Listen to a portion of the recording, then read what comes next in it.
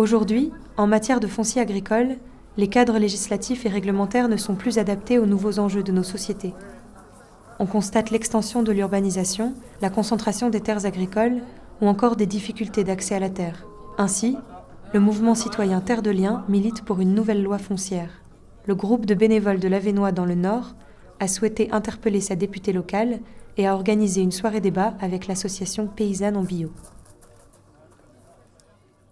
J'ai longtemps cru que le problème foncier était de nature juridique, technique, économique, et qu'une bonne dose d'ingéniosité suffirait à le résoudre.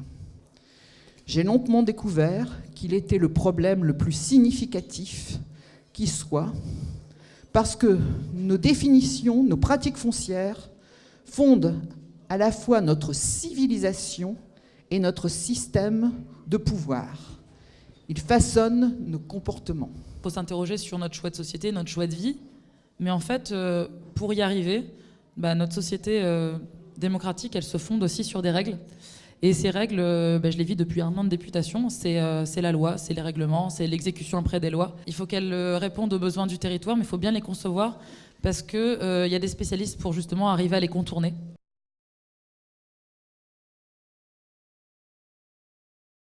En Europe et en France, on a une diminution du nombre d'exploitations. Le nombre d'exploitations entre 1955 et 2010 a été divisé par 5 en France. Mais cette concentration, elle continue.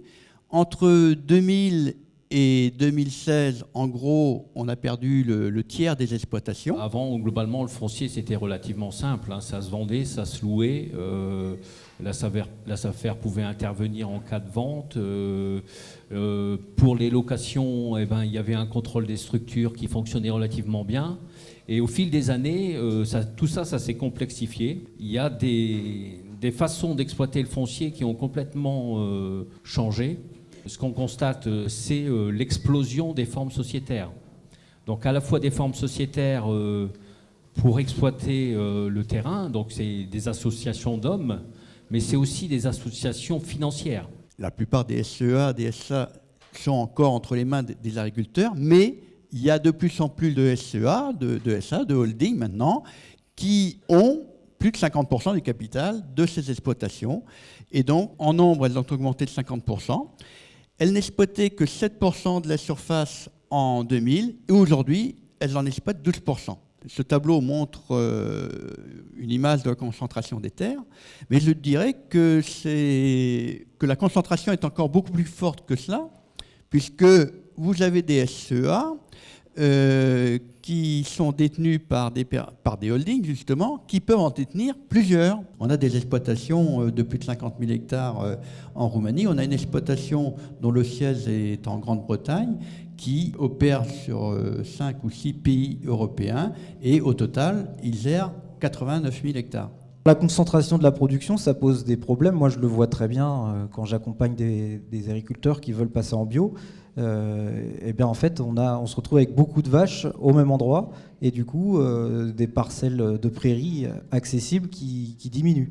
Et à l'inverse, des prairies qui sont éloignées des corps de ferme, qui ne sont pas accessibles aux animaux. Certains éleveurs voudraient labourer davantage ces prairies pour en faire des cultures. L'agrandissement a des conséquences assez lourdes sur l'organisation des fermes et sur la façon dont on peut produire du lait, de moins en moins avec de l'herbe et peut-être de plus en plus avec des cultures comme du maïs. Même si on trouve que le prix des terres augmente fortement par rapport à notre environnement, par rapport au reste de la région, par rapport à nos voisins belges, on reste beaucoup moins cher et du coup, des agriculteurs à qui on va reprendre des terres pour l'urbanisation ailleurs dans la région, mais aussi en Belgique et aussi en Hollande, trouvent ici dans l'Avesnois des terres relativement bon marché par rapport à leur situation initiale. C'est des gens qui viennent pas toujours avec la culture de la tire-hache, ils ne voient pas forcément l'intérêt des mares, des haies qui entourent nos parcelles et puis la logique c'est peut-être des fois de tout raser pour mettre des cultures de vente ou de la pomme de terre. La bio ça se fait par des conversions mais aussi par des installations Et c'est là que ça reste un petit peu difficile, même pour des surfaces restreintes, de trouver des terres libres d'occupation pour s'installer. J'ai fait le tour de tous les agriculteurs de mon village, pas loin d'ici, et ils m'ont tous dit que en fait, ça valait pas le coup pour eux de me louer ou de me céder des terres parce que la PAC, c'était plus intéressant pour eux. L'agrandissement des exploitations a été rendu nécessaire globalement par la baisse des marges sur certaines productions, mais l'envers du décor, c'est que ça aboutit aussi à une simplification des systèmes. C'est-à-dire qu'on a, plus la taille d'exploitation augmente, plus la valeur ajoutée à l'hectare baisse. On perd des hommes et on perd de la valeur ajoutée. On a aussi des fermiers qui sont un peu en difficulté. Ça peut pousser aussi à aller chercher des solutions au travers de la sous-location de terre, par exemple, pour faire des pommes de terre avec des partenaires français ou belges. Aujourd'hui, on entend parler d'entreprises de travaux agricoles qui peuvent gérer 2000 hectares, voire plus. C'est une forme, c'est pour détourner, entre autres, le statut du fermage. On peut considérer ça presque comme une sorte de métayage entre le propriétaire et puis l'entreprise de travaux agricoles. Mais quand on voit les rapports de force, au bout du compte, c'est peut-être l'entreprise de travaux agricoles qui a le plus de force, qui agit sur 2000 hectares par rapport à des propriétaires qui ont 50 ou 100 hectares. Les outils de contrôle, de régulation qui avaient été mis en place dans les années 1960 et 1962 ont de plus en plus de mal à faire cette régulation. Au départ, on avait un contrôle cohérent sur les locations, sur les terres, donc à peu près sur l'ensemble des transactions. Et puis la commission, qui s'intitulait la commission des cumuls, avait le droit de refuser un projet de location.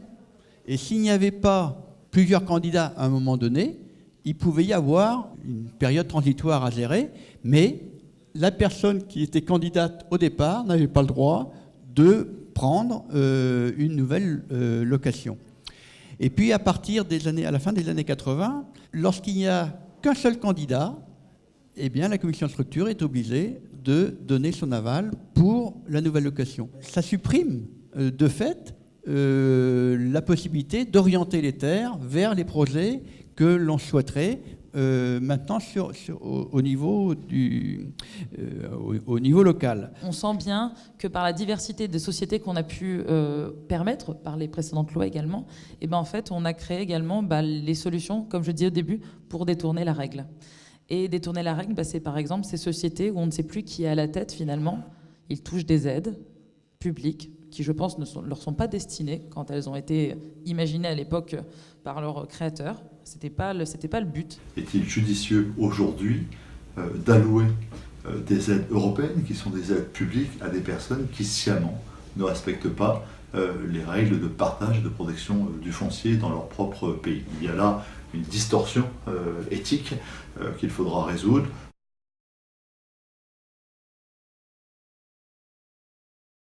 Nous savons qu'un sol de qualité, notamment 4/1000 d'humus, c'est un quart de la résilience climatique sur la planète. Or, les changements d'usage du sol, notamment dans des pratiques de monoculture ou dans des pratiques agronomiquement moins vertueuses, c'est une dégradation du climat et c'est une moindre résilience au changement climatique qui est le fait majeur du siècle. Pour lutter contre le réchauffement climatique, il faut absolument stocker du carbone dans les sols et dans les végétaux, notamment dans les arbres, ce qui veut dire qu'on ne peut pas imaginer de diminuer la surface forestière, de diminuer les arbres. Ce qui veut dire, grosso modo, je vais vite, il faut se contenter des espaces agricoles actuels pour faire face à la production alimentaire future. Alors qu'on mange ces espaces agricoles tous les jours avec l'imperméabilisation. Comme les rendements vont diminuer à cause du réchauffement climatique,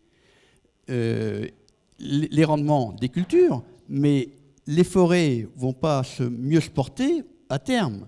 Elles vont aussi souffrir. Je pense qu'il faut commencer à entendre les appels des scientifiques. Il faut absolument inverser la tendance en termes d'émissions de carbone. Ça veut dire, et on n'a plus qu'un an, 12 mois, 24 mois. C'est maintenant qu'il faut agir. On n'a pas beaucoup parlé de sexualité ce soir. C'est un sujet... Mais moi, je voulais vous parler de la sexualité de mes boucs. Le réchauffement climatique, je ne sais pas si c'est ça la cause, mais aujourd'hui, mon bouc n'a pas sailli mes chèvres, alors que l'année dernière, à la même époque, c'était déjà presque terminé. Est-ce que c'est le réchauffement climatique ? Je ne sais pas. Mais je pense qu'il faut lutter pour tous ensemble, pour l'agriculture paysanne, pour l'agriculture biologique, et essayer de réfléchir ensemble contre le réchauffement climatique, et pour que mon bouc puisse faire le nécessaire auprès de mes chèvres. Et Voilà. autrement, on n'aura pas de fromage. On n'aura pas de fromage au printemps, parce que si mon bouc ne saillit pas mes chèvres, moi j'aurai pas de... Voilà. Une logique spéculative, c'est substituer à la logique traditionnelle d'un équilibre entre le capital et le travail.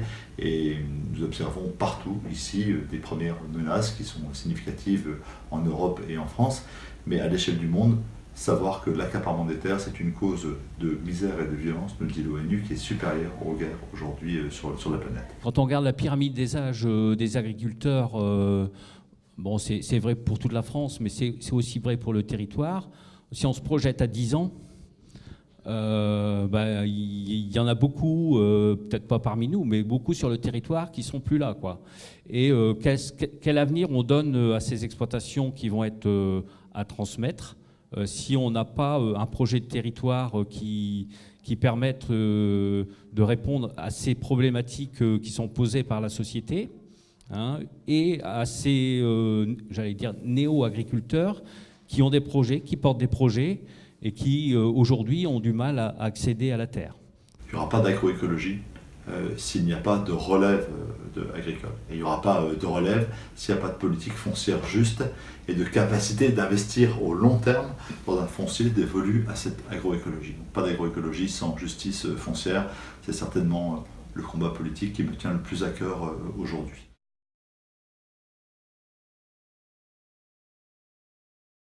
Il faut accepter que l'extension urbaine ne puisse se faire que par dérogation et après une séquence sérieuse, éviter, réduire, compenser, et qu'on n'oublie surtout pas la séquence éviter. Pour être cohérent avec cette proposition, ça veut dire que la compétence urbanisme doit bien sûr rester aux communes, aux intercommunalités, mais au sein du tissu urbain. Par contre, la compétence de l'extension urbaine devrait revenir plutôt à l'État et à la région. Urbaniser une terre agricole, ça devrait coûter aussi cher qu'urbaniser une terre au sein du tissu urbain.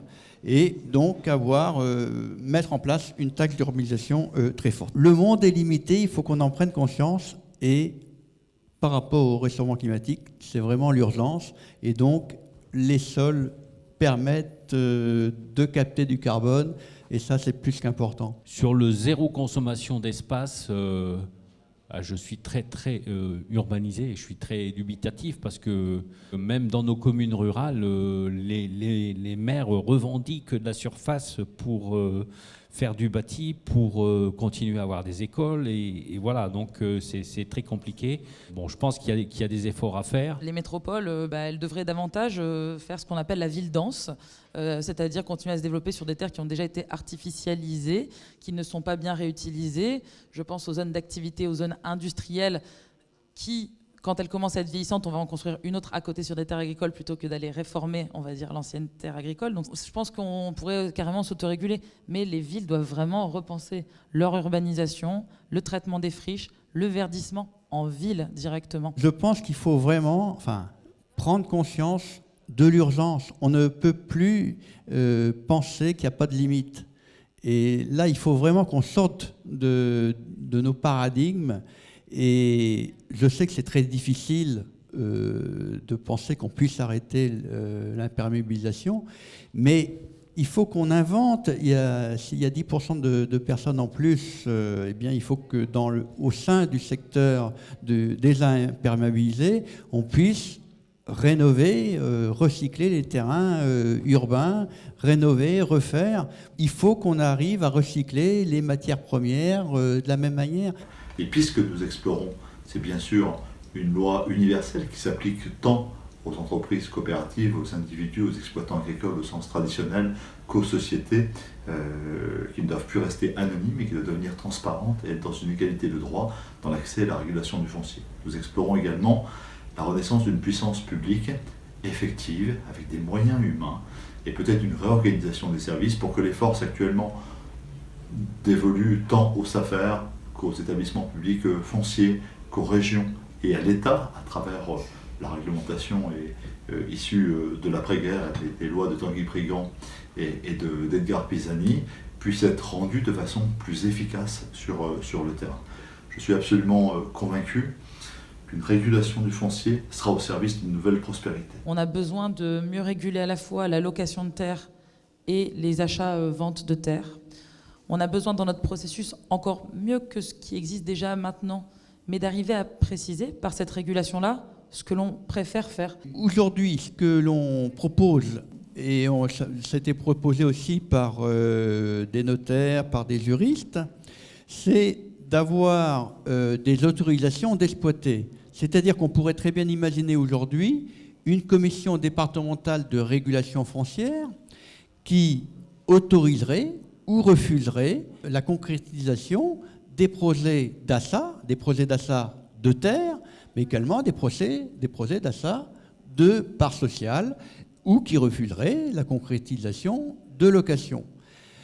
Ça permettrait, entre autres, notamment dans les zones de pas de porte, bien, que ce soit plutôt cette commission qui accepte ou non l'affectation des terres, mais s'il y a un refus de cette commission, eh bien, on remet le terrain en jeu, on oriente réellement les terres qui sont mises à disposition pour répondre à des objectifs de politique agricole, pour orienter des terres vers l'agriculture familiale, et on peut éviter de la sorte que les terres aillent toujours grossir les plus grosses exploitations. À mon avis, il est très difficile de contrôler les prix. Par contre, ce qui est possible avec une commission départementale de régulation foncière, c'est de choisir les personnes en fonction des projets et en fonction, enfin, un des critères qui me paraissent très importants aujourd'hui,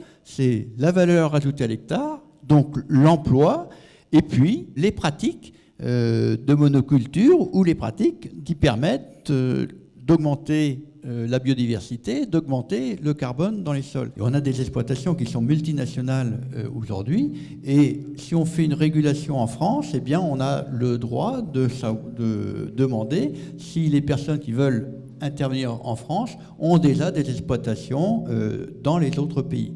Et donc, il faudrait un observatoire des exploitations au niveau européen pour pouvoir réellement réguler. Pour ce qui est de l'accaparement des terres, je me demande quand même s'il ne faut pas remettre en cause la politique agricole commune qui accorde des aides à l'hectare. Il faut se poser la question du statut. Quel statut il faut vraiment avoir pour toucher des aides? Parce qu'à l'heure actuelle, je pense qu'une des grandes injustices aussi vécues par le monde paysan, c'est finalement d'avoir des personnes qui n'exploitent pas la terre, qui ne sont pas agriculteurs eux-mêmes et qui touchent à l'heure actuelle des aides publiques. Donc c'est vraiment la question de conditionner, et même les aides publiques nationales, à finalement le fait d'être vraiment paysan, exploitant sa terre, qu'on la loue ou bien qu'on en soit le propriétaire, très certainement. Je pense que déjà là, on clarifierait beaucoup de choses à l'échelle européenne. La notion de statut d'agriculteur, c'est un enjeu fondamental, à la fois par rapport à la PAC, par rapport à ces problématiques de foncier.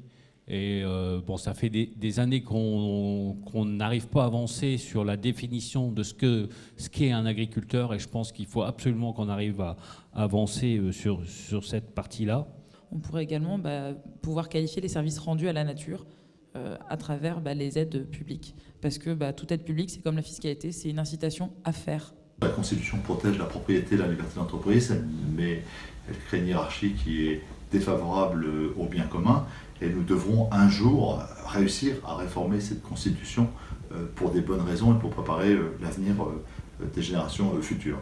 Puis il faudra peut-être pour ça créer des instruments financiers et accompagner le mouvement très vertueux, suscité par Terre de Liens, mais qui ne peut pas à lui seul être une réponse à la hauteur des enjeux à l'échelle nationale, encore une fois, sans réforme fiscale, législative et mobilisation d'une épargne populaire et citoyenne, voire publique, au bénéfice du portage du foncier. On a quand même une forte évolution de la bio, avec des surfaces qui ont été multipliées par 3 ces 10 dernières années. On disait on arrive à presque 9000 hectares en bio sur l'arrondissement, et presque 10% des fermes, même plus que 10% des fermes de l'arrondissement qui sont en bio aujourd'hui. On a une situation qui est supérieure à la moyenne régionale et même à la moyenne nationale. Donc c'est tout à fait atypique, encore une fois, par rapport aux autres régions qui sont au nord de Paris. Il faut, je pense, s'appuyer sur ces nouvelles dynamiques, même si on ne les voit pas dans les chiffres, puisque les tendances lourdes se poursuivent. Et il faut penser au rebond qu'on peut avoir au travers de toutes ces nouveautés. Il faut à la fois reformer des gens, mais si on veut répondre à la logique du marché local, moi c'est ce que je vis au niveau associatif, c'est que si on veut répondre à l'approvisionnement de la restauration collective, on n'a pas assez de maraîchage sur le territoire. On n'a pas assez, même des produits laitiers transformés, on n'en a pas assez. Il y a des possibilités de développement, de valeur ajoutée sur le territoire par la demande du consommateur, par la demande de la restauration collective, par la volonté politique qui se met en place. L'exposé qu'on a eu ce soir, là, ça nous donne quand même l'impression d'une extrême complexité du sujet, du foncier, mais de manière générale, des processus pour élaborer des lois, etc. Et on a parlé aussi des lobbies industriels qui peuvent s'opposer justement à ce que tout ça change. Peut-être que nous, citoyens, on a un lobby qui peut être encore plus fort, et peut-être qu'il y a des députés volontaires qui ont besoin de soutien, ou en tout cas, nous, en tant que citoyens, quels que soient les partis politiques qui sont au pouvoir, on a un rôle pour bousculer et faire accélérer les prises de décision, parce que, il faut le rappeler, on est vraiment dans une urgence absolue par rapport aux défis climatiques. C'est vrai que c'est une sacrée charge, honnêtement, de conclure cette soirée, parce qu'elle a été riche en échanges, riche en idées, et puis surtout parce que, en tout cas, moi je suis contente aussi d'une chose, c'est qu'on a partagé ensemble un constat, des idées, et que vous partagez aussi la tâche qui est la nôtre, qui est la mienne aussi, maintenant d'aller porter justement ces idées-là, d'aller convaincre mes collègues, d'aller convaincre nos responsables politiques sur le nécessaire changement qu'il faut opérer maintenant sur le foncier. Je ne suis pas seule, on n'est pas seuls, nous tous, parce que beaucoup d'autres personnes pensent comme nous, et nous d'être plus forts effectivement que d'autres représentants d'intérêt.